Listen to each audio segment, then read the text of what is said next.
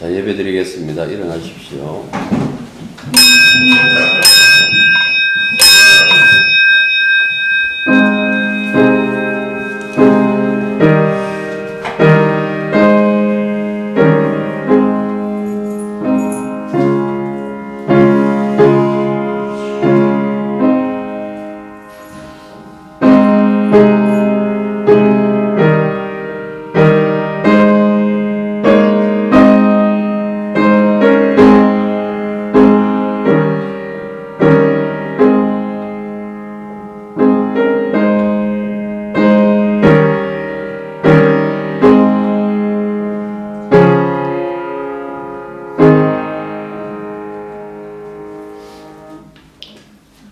아버지 하나님의 크신 사랑과 그 은혜가 항상 저희들과 함께하며 그 어떤 상황, 그 어떤 처지에 있다 할지라도 또 우리들에게 무슨 일이 벌어진다 할지라도 사랑은 변치 않고 은혜가 변치 않음을 믿습니다.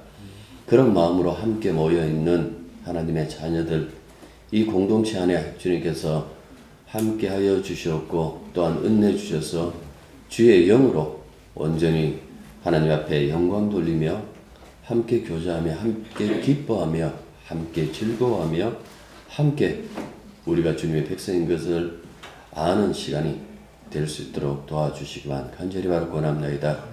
예배의 처음과 마지막 그 순간까지 주의 영이 함께 하셔서 우리를 이끌어가 주시옵소서. 예수님 이름으로 기도드립니다. 디모데전서 5장 1절과 2절입니다. 자, 함께 읽겠습니다. 늙은이를 꾸짖지 말고 권하되 아버지에게 하듯하며 젊은이에게는 형제에게 하듯하고 늙은 여자에게는 어머니에게 하듯하며 젊은 여자에게는 온전히 깨끗함으로 자매에게 하듯하라. 아멘. 아담이 죄를 지은 이후에 인간의 본성은 지배의 욕구에 사로잡혔습니다. 늘 입만 열면 공평, 공정을 말하지만은 인간의 내면에는 남과 같은 것이 아닌 남보다 뛰어난 것을 항상 꿈꾸고 있죠. 신분 상승을 위해서라면 무엇이든지 할 수 있는 것이 바로 인간입니다. 우리 속담에 개천에서 용났다라는 그 말은 결국 권력에 대한 그 희망을 아무리 가난하고 없는 집안이라고 할지라도 그들도 가지고 있다라는 그 사실을 사실은 나타내 보여주고 있는 겁니다.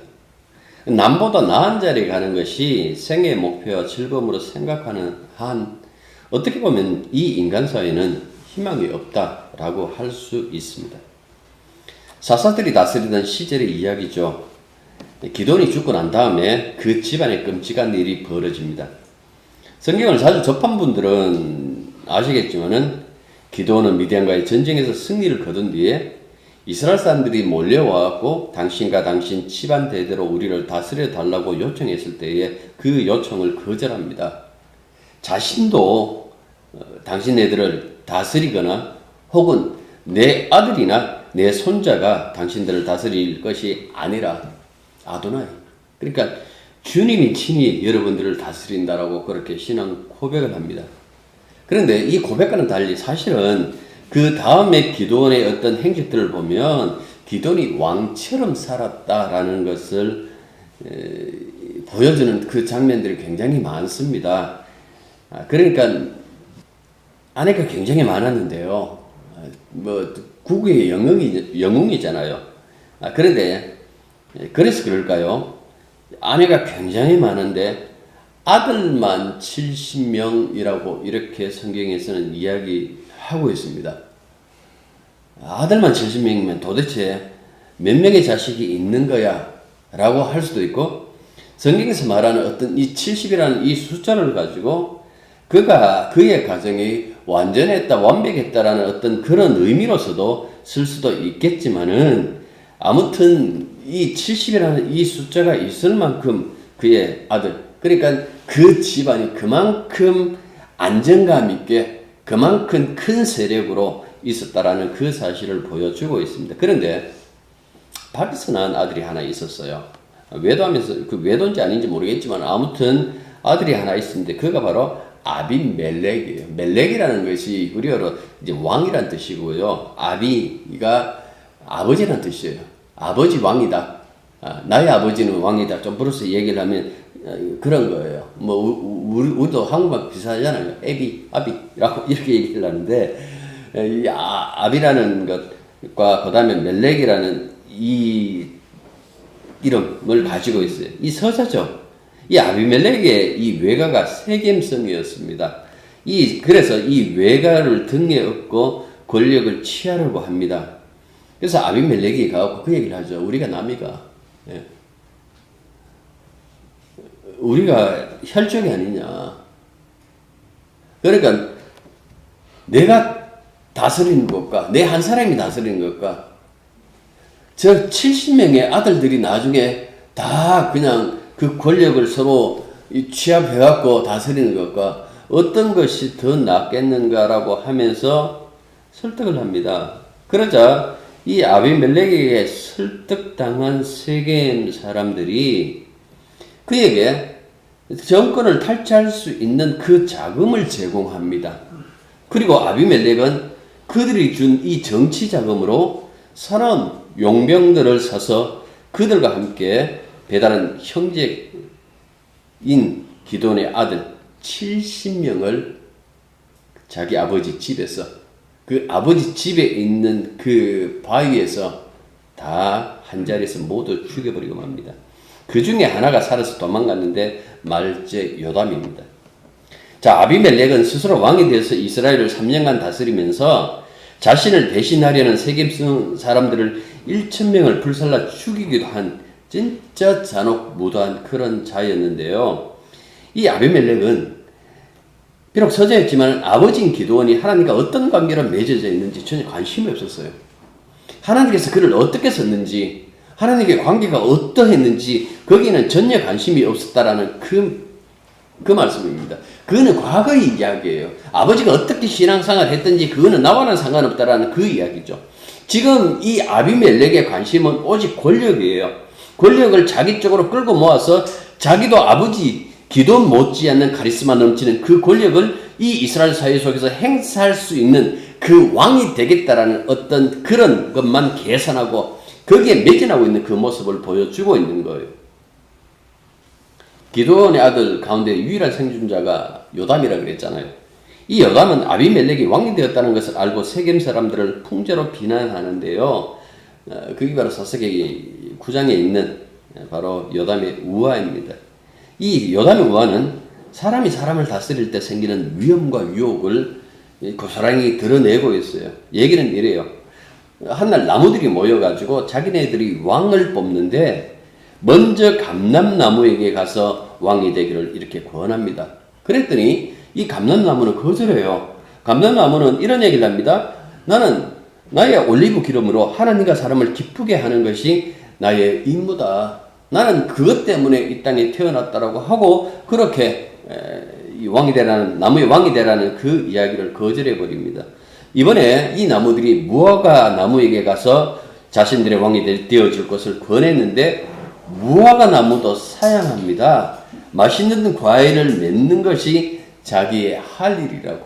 내가 이 땅에 온 것은 바로 이 일을 위해서, 풀어서 얘기합니다. 이 일을 위해서 내가 있는 것이다 하고 거절해버립니다. 이번엔 또 포도나무에게 가죠. 포도나무에게 가서 왕이 되어달라고 요구했지만은 포도나무도 거절합니다.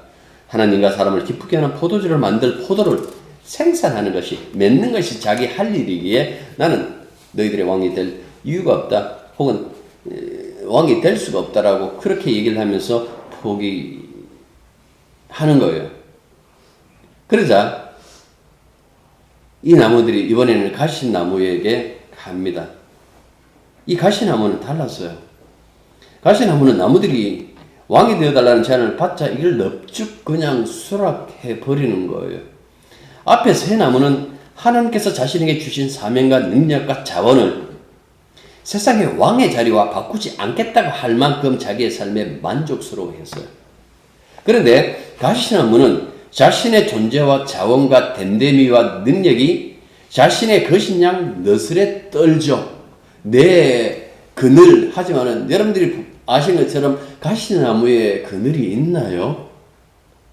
그러니까 자기의 어떤 그 위치, 자기의 어떤 이 능력도 알지 못한 채 그냥 너스레만 떠는 거예요. 그리고 이렇게 얘기를 합니다. 나의 능력과 자질이 있다라는 것을 얘기를 하면서 내 통치의 영역에 들어와서 나에게 복종하고 나의 보호를 받으라 라고 그렇게 얘기를 합니다. 그리고 위협도 가하는데 너희들이 만약 나의 말을 듣지 않으면 내가 불을 내어서 너희들을 다 살라버리겠다라는 그 협박도 서슴지 않았다라는 그 말씀입니다. 자, 이 우화에는 세상 권력의 존재 인식이 들어가 있는 거예요. 세상의 권력이라는 거래요. 자신의 권력에 걸림돌이 되는 것은 가차없이 다 제거해버린다라는 그 말씀입니다. 왕다의 난. 여러분들 그 이야기, 뭐 조선시대의 이야기고, 고려시대의 이야기고, 신라시대의 이야기가 아니라 어떻게 보면 재벌가에서 벌어지는 어떤 형제 간의 이 권력 투쟁이라는 그 속에, 혹은 이 정치권에서 벌어지는 어떤 그 권력 투쟁, 이것을 보면 여러분들 그냥 이 권력이라는 이 속성을 보여주는 거예요. 세상에 정의로운 권력 있을까요? 없어요. 누가요? 미국 사람들이 지금까지도 가장 존경하는 아브라함 링컨.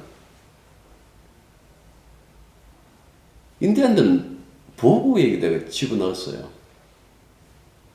한쪽은 해방시켜요, 흑인들. 그러면 흑인들보다 더 못한 존재로 생각했는가라고 했을 때 이 사람들은 원래 이 땅의 주인이잖아요.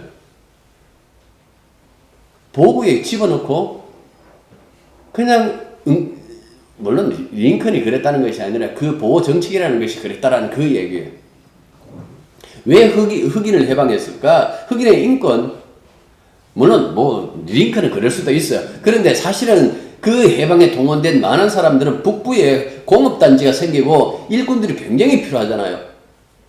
남부에서 못 갔다고 있는 이 흑인들을 데리고 와서 자기들이 일꾼으로 쓰면 굉장히 좋단 말이에요. 그러니까 세상에 정직한 정권 없어요. 엉글통 개빌입니까? 스토브 여사.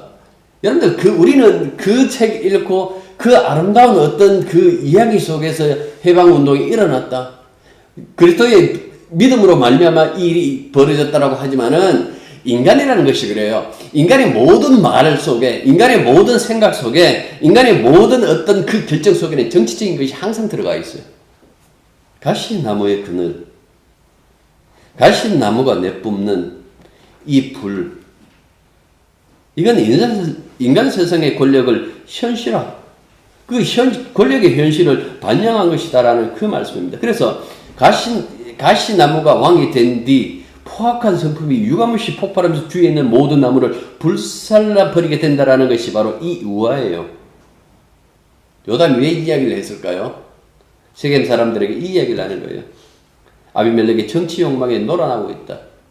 결국 그 화가 너희들에게 미칠 것이다 하고 그렇게 저주도 하고 경고도 퍼부었죠. 그런데도 세겜 사람들이 듣지 않았어요. 아마 이 가시나무와 같은 이 존재들은 하느님과 이웃을 위해서 자신을 희생하지 않을 거예요. 왜 그런가? 이 이야기를 보면 굉장히 재미나는 이야기가 있어요. 여러분들 어제 우리 전사님 글 올리는데 그게 어려워갖고 여러분들이 아무도 뭐 댓글도 안 달았던데 보면 23절에 보면 그게 있어요. 악한 영이라는 단어 있어요. 르하으. 보통 바람으로도 쓰기도 하고 뭐 여러 가지 이렇게 그 용법으로 쓰고 보통 우리가 알 때 이제 성령 할 때도 이 단어를 쓴다고요. 근데 그 앞에 한 단어가 더 붙어 있어요. 라. 악신이라고. 악한 영.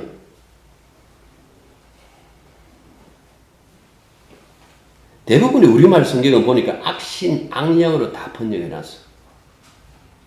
하나님께서 아비멜렉과 세겜 사람들 사이에 악신을 보냈다는 것은 여러분들 이제는 어떤 인간도 이 상황을 통제할 수 없다는 그 의미를 여기 담고 있어요. 하나님이 개입하셨다는 이야기예요. 하나님이 개입하는 그 순간부터 그 인간들끼리 아무리 모여가지고 머리를 짜내고 지혜를 짜낸다 할지라도 하나님이 개입하시는 이상 하나님의 뜻대로 돌아가지. 하나님이 원하신 대로 돌아가지 인간들은 그 상황을 통제할 수 없다라는 그것을 의미하고 있다라는 그 말씀입니다. 이제 그들의 미래는 그들 손에 있질 않아요. 그들의 미래는 악신을 보내신 하나님의 손에 달려져 있다라는 것을 말씀하고 있는 거예요. 하나님께서 철저하게 그들의 배후에서 그들의 그 삶을 조정할 거예요. 그리고 이 악신을 보내는데 보내는 그 이유가 이건 뭐 구약성경에 자주 이 부분이 나와요. 하나님 부리시는 이 악신을 보내가지고 하는 그 목적이 뭔가니까 배신이 일어나게 하는 거예요. 그러니까 이런 이야기를 통해가지고 그렇게 얘기를 하는 거예요. 왜 이렇게 할까라고 했을 때에 이 사람들이 했던 그 행위들, 사람들을 뭐 죽였다, 기드온의 가족들을 다 죽였다, 그 일에 동원했다, 그것도 굉장히 나쁜 일이에요. 그런데 그때의 일을 보면 이 사람들이 여호와 하나님을, 그러니까 이 주님을 의지하고 있었는 것이 아니라 또다시 우상들을 섬기고 또다시 바알과 아세라에게 붙어있는 그 모습을 보여주고 있는 거예요. 그러니까 이 일에 대해서 어떻게 하나님께서 보응하시는가라는 그 모습을 이 이야기를 통해서 우리들에게 설명해 주고 있다라는 그 말씀입니다. 우리는 안 그럴 거야. 이렇게 세상에 못된 놈이 있는가라고 생각하겠지만 정도의 차이고 나쁘다, 죄인이다 라고 할 때에 세상에 그 어떤 사람도 들어가지 않는 사람이 없다라는 그 이야기죠. 우리의 옛사람, 때로는 왕이 되고 싶어 안달이 난 그 아비멜렉이고 팔은 안으로 굽는다라는 이론의 근거에서 아비멜렉 편을 들다가 그것이 내게 이익이 되지 않으면 곧바로 등지고 배반하는 세겜 사람이라는 그 사실을 여러분들 아셔야 됩니다. 우리 속에 그런 본성이 있어요. 사람이 굉장히 지적이고 굉장히 어떻게 윤리적이고 교양이 있는 것처럼 보여도 아니에요. 우리 본성 속에서는 이렇게 탐욕적이고 자기밖에 모르는 어떤 이 죄악이 들어가 있다라는 그 말씀입니다. 우리 속에 있던 이 본성, 하나님께서 그리스도의 피로 덮어서 우리들에게 살기를 열어주셔서 우리에게 지금 우리가 이 공동체를 이루고 있는 것이지 우리의 본성 믿을 게 못 돼요. 그래서 자주 말씀드리지만은 교회는 이 세상에서 제일 정직한, 가장 정직한 사람들이 모이는 모임이 아니에요. 교회는 그리스도의 피로 용서받는 사람들이 모여가지고 그 용서를 찬양하는 사람들이 어떻게 용서받았는데요? 십자가 피로 용서받았지요. 나도 그런데. 내 삶을 돌아볼 때에, 우리의 삶을 함께 돌아볼 때에 그 삶 속에서는 구원이라는 것이 나올 구멍이 없었어요. 그런데 거기에 구멍을 내버리신 거예요, 십자가로. 그리고 거기서 우리를 끄집어내신 거예요. 우리가 지금 예수 믿고 있고 교회에 다니고 있지만은 우리의 본성들을 다 사라진 줄 아십니까? 옛사람, 새사람 하니까 우리가 지금 뭐 새사람이 된 줄 아십니까? 이 관계 속에 있는 거예요, 지금 아직까지는. 새사람이 교회라 그랬잖아요. 교회에 참여되었고 예수님의 그 용서가 있는 그 속에서 끊임없이 용서되는 세상 속에 우리가 있다라는 그 말씀을 했잖아요.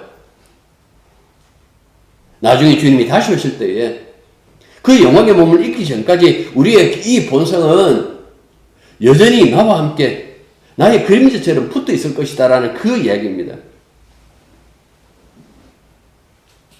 교회에서 원래 집사님이십니다라고 하고 그렇게 얘기를 하면 그 사람이 굉장히 이제 적어 보이죠.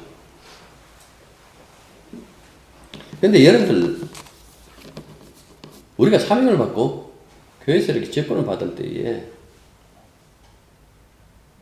그걸 아셔야 돼요. 그냥 목사가 혹은 이 당에서 이렇게 당에서 의논해갖고 결정해서 얘기하는 것이 아니라 그분에게 직분을 주고 세울 때에 무엇을 생각하는가 하니까 이분 속에 예수님의 그 희생이 고스란히 다 들어가 있다라는 그 사실을 가지고 직분을 세우는 거예요. 아무것도 아닌 그 나의 직분 안에 예수님의 희생이 고스란히 다 들어가 있다라는 그 얘기입니다. 주님 자신을 내어놓는 십자가의 사랑이 들어있지 않는 사명이 없어요. 다 그 사명이 들어가 있는데 그 사명을 가지고 내게 주어진 그 현실을 수긍하고 그 현실 속에서 최선을 다해서 우리가 사랑하는 주님을 기쁘시게 하고 또한 그 사명을 따라서 함께 성령을 맺는 그 삶을 살면 되는데 그렇게 보통 생각 안 하죠. 예수 믿는 사람들 함부로 살 수 없어요. 제멋대로 사는 것 아니에요. 캐서라서라 네 멋대로 하라는 그 이야기는 예수 밖에서 벌어지는 일이에요. 바울의 말씀 속에서 그거 있잖아요. 우리 중에 누구도 자기를 위해서 죽는 자도 없고 자기를 위하여 사는 자도 없다는 거죠. 우리는 죽든지 살든지 다 주를 위하여 그러니까 주님께 매여져 있다라는 그 사실을 늘 잊고 있는 거예요. 하나의 그 직분이 하나의 어떤 그 사명이 이 속에 이 우주보다 더 크신 그분의 그 희생이 담겨져 있다라는 그 사실을 안다라면 내가 하나님처럼 내가 왕처럼 살겠다라는 그 헛된 망상은 버려야 되는 것 아닐까요? 비록 작은 것이라 할지라도 그 은혜에 감사하면서 작은 사망이나마 주님 주신 것이기에 그것을 통해서 하나님을 영화롭게 하고 그리고 형제와 이웃을 섬길 수만 있다면 그것이 바로 앞서 말했던 그 새 나무의 태도처럼 나는 내가 받았던 이 사명이 최선이라고 생각한다. 나무의 왕 되는 것보다도 내게 주어진 하나님의 그 사명으로 최선을 다하는 것이 더 나는 옳다고 생각하고 그것이 나의 일이라고 생각한다라고 했던 그 나무들처럼 우리 역시 그렇게 해야 되지 않느냐라는 그 말씀입니다. 전국 백성이 자기 존재를 인식하는 것이 어떤 형식으로 나타나는가? 이런 형식으로 하나님을 기쁘시게 하고 그리고 공동체 속에서 혹은 이웃 속에서 자기를 위해서 살지 않고 그 이웃과 더불어 살아가는 그 모습을 보이는 것이 아니냐라는 그 말씀입니다. 예수님이 쟤들 이야기 몇 주 전에도 그 얘기를 했습니다만 3년 동안 동고동락했어요. 그런데 이들의 마음속에서도 남을 지배하고자 하는 그 마음이 그대로 남아 있었어요. 그 12 속에서도 가장 높은 자리 우리는 앞서 몇 번 예를 통해서 그 사람들이 이야기를 가지고 왔지만은 주님이 십자가를 지고 가는 그 예루살렘으로 가는 그 길 위에서도 권력 투쟁을 그치지 않았다라는 그 말씀을 우리는 봤어요. 주님의 나라가 십자가로 세운 나라든 주님의 나라가 주님의 피 위에 세워진 나라든 그딴 것은 우리는 모른다. 우리에게 지금 필요한 것은 우리 중에서 누가 가장 높은 자리에 앉을 것인가 라는 그 생각만 그것 때문에 서로 다투는 그 모습 보여주는 거예요. 그래서 그때 얘기했잖아요. 엄마 찬스까지 썼더라고. 엄마 찬스까지 쓰면서까지 그 일을 한 것이 바로 예수님의 제자입니다. 왜 보여줬을까요? 구약성경 이스라엘 선택해서 이들을 망하는 모습 보여주셨어요. 예수님이 12제자 뽑아가지고 이 12제자가 3년간 동고동락하고 난 다음에 이 제자들이 전부 실패하는 그 모습을 우리들에게 보여줬어요. 왜 그렇게 하셨을까? 이게 인간이라는 거예요. 세상에 나은 인간은 없다. 세상에 누구보다 더 나은 인간은 없다. 인간이 권력 맞들이 놓으면 똑같은 놈밖에 없다. 다 아비멜렉이다. 다 권력욕에 사로잡혀져 있다. 그래서 예수님이 십자가 지는 거예요. 이 세상에서 진짜 인간은 예수님밖에 없어요. 예수님이 진짜 인간이라면 나머지 우리들은요 인간 아니라는 거예요. 그래서입니까? 구약성경에 보면 나는 버러지요 라는 그 시편의 말씀에 있는 것처럼 어떻게 보면 여러분들 그 이야기 속에 담겨져 있는 그 모습들을 우리가 살펴본다라면 참된 인간이 예수님 밖에 없다라면 우리는 인간 취급할 수 없는 인간이라는 그 사실을 보여줘요. 이래 달고 다니는 그 단어 중에 하나가 죄인이라는 단어잖아요. 나 죄인입니다. 그걸 시인하니까 여러분들 속이 시원하시죠. 그래, 나는 죄인인 줄은 알아. 난 그 정도는 알아. 여러분들 그것을 안다고 그래갖고 구원받을 수 있는 것 아니에요. 예수님 십자가 지시고 십자가 예수 당신의 그 몸과 당신의 피를 내어주셔야 된다는 그 얘기를 해요. 내 살과 내 피를 먹지 않고서 영생을 얻을 수 없다라는 그 말씀을 하신 것처럼 비록 제자라고 할지라도 예수님의 십자가 없이는 구원받을 수 없다라는 그 말씀이에요. 왜 오늘 이 본문은 디모데전서 5장 1절과 2절 이거 굉장히 윤리적인 이 이야기고 1절과 2절의 이 이야기는 헬라 문학에 굉장히 많이 나타나요. 이게 성경에만 나타나는 것이 아니라 그 당시에 어떤 헬라 문학 그리고 이 로마 문학에 보면 이런 이야기들이 있는 이야기예요. 그런데 유사한 이야기를 왜 앞서서 이 인간의 그 권력력을 이야기를 할까라고 여러분들 생각 드시죠? 왜 할까요? 한국교회 모습 때문에, 현대교회 모습 때문에. 다양한 무리들이 교회 안에 있는데요.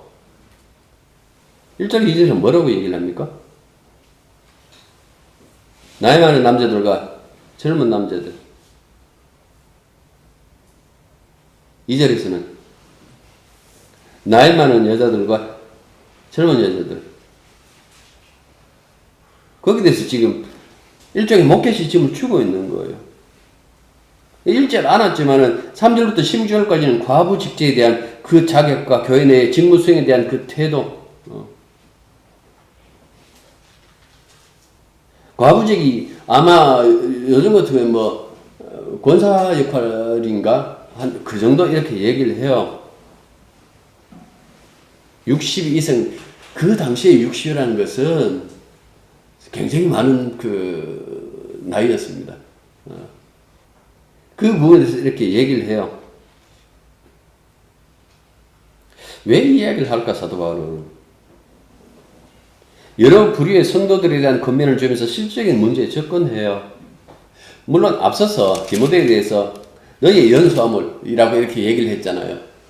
젊은 목사로서 어떻게 해야 되는가라는 어떤 그 부분을 다루는 이 본문으로 생각할 수도 있습니다만은 전체적으로 어떻게 보면 교회가 가지고 있는 이 공동체가 가지고 있는 이 다양한 부류 속에서 우리가 서로에 대해서 어떻게 생각하고 어떻게 대해야 되는지 그 부분 왜 그렇게 해야 되는지 그 문제까지도 사실은 사도 바울은 접근하고 있다라는 그 말씀입니다. 보면 그냥 우리가 흔히 하는 그 얘기처럼 얘기를 하고 있어요. 노인과 청년의 문제를 다루면서 노인을 부모같이 여기고 아버지같이 여기고 청년들은 형제와 같이 여기고 그 다음 뒤에 보면 어머니같이 여기고 자기의 자매같이 여기고 그렇게 얘기를 한다고요. 그 나이 많은 사람들에 대해서 정말 존중하라라는 그 이야기죠. 그 노인들을 부모같이 대하라는 이 권면. 이 권면은 로마서 16장 13절에 보면 사도 바울이 이런 얘기를 해요. 주 안에서 택하심을 받은 루포와 그의 어머니에게 문안하라. 그의 어머니는 곧 내 어머니니라. 루포. 이 집안. 예수님 대신 그 십자가 지고 갔던. 그러니까 이 말씀을 이렇게 볼 때에 여러분 어떤 생각 드세요? 꾸짖지 말고 꾸짖다, 책망하다 이 동사가요 굉장히 심하게 꾸짖는 것을 아나무인처럼 이렇게 꾸짖는 것을 어떻게 의미해요. 그런데 만일 그들의 잘못을 고쳐줘야 될 필요가 있잖아요. 나이를 먹는다고 나이를 먹어가면서 모든 것이 다 완전해진 건 아니잖아요. 더 어떻게 보면 더 빌 수도 있잖아요. 나이 먹으면 어린아이 된다라는 그 이야기는 점점 어떻게 보면 더 허물 많아지고 더 여러 가지 흠결이 많을 수 있다라는 그 얘기도 거기에 담겨져 있어요. 그런데 그 부분을 지적할 때도 어떻게 해요? 간청해야 된다. 조심스럽게 권면해야 된다라고 이렇게 얘기를 하고 있어요. 왜 이야기를 할까? 공동체라는 것이 그렇다는 이야기예요. 이 공동체가 다만 우리가 세속 속에서 우리가 한 동네 사람이고 뭐 한 가족이고 혈족이고 동네 사람이고 한 민족이고 그런 것이 아니라 굉장히 새로운 어떤 이 가족 구성이 되는 거예요. 새로운 구성이 뭘까요? 믿음으로 말미암아, 그리스도의 피로 말미암아, 신앙으로 말미암아. 새 언약 속에 새로운 어떤 그 가족으로 구성했다라는 그 이야기를 하고 있는 거예요. 그러니까 서로의 얼굴을 이렇게 쳐다보면 다 십자가의 그 보혈의 그 공로가 이 얼굴빛 속에 보이지 않지만은 그 속에 담겨져 있는데도 불구하고 어떻게 합니까? 특히 어떻게 보면 이거는 소위 말해서 당일을 구성하고 있는 목사와 장로들에게 얘기할 수 있는 거예요. 한국교회의 이 목사와 장로들 굉장히 어떻게 보면 건방져요. 안 그런 분들도 많이 있지만 굉장히 아나무인일 때가 너무나 많다라는 그 말씀입니다. 그것이 무슨 권력이냐 생각해요. 자신들이 결정하면 교회가 온전히 따라가야 된다라고 그렇게 생각한다고요. 그러니까 당의 결정이라고 하면 그것이 최고의 어떤 권위를 가지고 있는 것처럼 그렇게 생각하고 있다라는 그 말씀입니다. 과연 그런가요? 과연 그것을 이야기를 하고 있나요? 지금 5장 1절과 2절 속에서 있는 그 모습은 무엇입니까? 굉장히 보면 성경은 그 모습을 이야기를 하고 있어요. 어머니처럼 해라, 아버지처럼 해라, 자매에게 하듯 하라, 형제에게 하듯 하라라고 이렇게 얘기를 하고 있어요. 이거는 윤리를 떠나 있는 거예요. 이거는 윤리를 떠나 있어서 모두가 다 예수님의 피로 말미암아 구원받은 그 형제고 자매이기 때문에 이 속에 담겨져 있는 그 진정한 그 왕노릇이라는 것을 이들을 섬기는 것이라는 그 이야기가 사실은 이 내면 속에 담겨져 있는 거예요. 그런데 늙은이도 자기 눈 아래에 있고 젊은이는 더욱더 그러하고 젊은 여자는 내 마음대로 할 수 있다고 생각하는 그런 이야기를 듣는데도 여러분들 그 말에 대해서 반항하지 못하는 사람들 저는 이해가 안 되는 거예요. 성경 안 들이다 대고요. 그냥 우리 초등학교 때 배웠던 도덕, 지금도 도덕이라는 게 있는지 모르겠지만 그 책에 기준해갖고 교회에 딱 비춰보면 나쁜 놈들이 굉장히 많습니다. 그 대표적인 인물이 목사, 장로들. 여기서 나쁘다라는 것은 그냥 인간 기본적인 어떤 기본적인 그 윤리에도 미치지 못한 사람들이 너무나 많더라라는 그 얘기입니다. 우리는 정직하자 그 얘기 하는 것 아니에요. 교회가 뭐냐는 거예요. 밑바닥에 예수님의 피가 흐르고 있는데, 피가 깔려져 있는데, 거기서, 물론, 어쩌다 보면 사고 날 수도 있어요. 그래서 회개도 있는 거고요. 그런데 그것이 아니라 일상화되어져 있다라는 것이 문제가 아닌가요? 네. 기도하면 기도 많이 한다고 왕노도 하려고 그러고, 봉사 많이 하면 봉사 많이 한다고 그것 가지고 남에게 군림하려고 그러고, 전도 많이 하면 나는 너희들보다 더 많이 전도했다. 나는 너희들보다 더 많은 영혼을 구원했다. 자기가 꼭 영혼을 구원한 것처럼 그렇게 얘기를 하면서 그걸 이용해서 남들 앞에 군림하는 거예요. 그래서 남들 앞에 가르치는 거예요. 여러분 전도할 때 이렇게 하십시오. 저렇게 하십시오. 이렇게 하면 안 됩니다. 저렇게 하면 안 됩니다. 방법이 없어요. 전도하는데. 성령 개입하시지. 그렇지 않던가요? 제가 신일 교회에 있었을 때 그 얘기, 옛날에 참 자주 했는데, 최근에 몇 년 동안 한 번도 안 했으니까 이건 한 번쯤 끄집어내면, 근데 촉도 전도 중에 있을 때, 저 강도에서 있어요. 저한테 맺겠어요. 그래서 앉혀놓고 다 얘기를 했어요. 절대로 엉뚱한 짓 하지 마라. 최선을 다하고 안 되면 안 되는 거다 라고 그렇게 얘기를 했어요.